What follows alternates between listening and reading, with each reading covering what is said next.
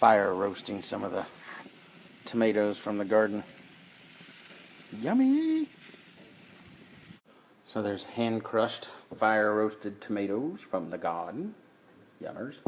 And a bunch of finely chopped basil and oregano, also from the garden. And some shrimp that I caught by hand while we were in California. And then I put in this fancy package. See? Wild caught by Scott. That rhymed. Yeah. How's that looking right now? Little slow, bubbly. This sauce is super simple. It's just I sauteed. Sometimes calls for garlic and onion and shallot. I did shallot and garlic, sauteed in a little olive oil, and then you put a tablespoon of crushed red pepper flake in. Sauteed that up for a minute. Then you add, this was about the equivalent of 2 14-ounce cans of tomatoes, and about 3 tablespoons of tomato paste just to give it richness. You don't have to do that. And I put about a cup of white wine and then fresh basil and oregano from the garden. And then you simmer it till it starts to thicken. And then you put these hand wild-caught Scott shrimp in and cook them for about 5 minutes as it bubbles around it. That's all there is to it. It's delicious.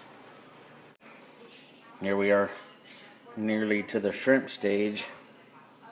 The thing you need to understand, people, and creepy child, when cooking a homemade tomato sauce, and when I say homemade, I mean from hand-crushed, homegrown tomatoes, the only way to get that silky texture is slow and low cooking.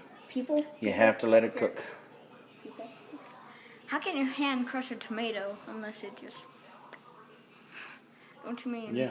Yeah, hand crushed. I crushed them by hand, in my hands.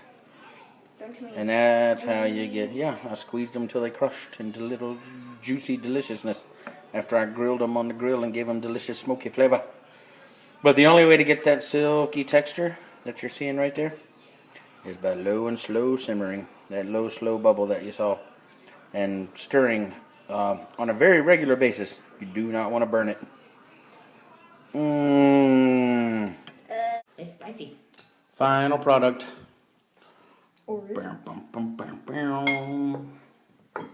Deliciousness. And awesomeness. I'm pointing at me. Mm-hmm.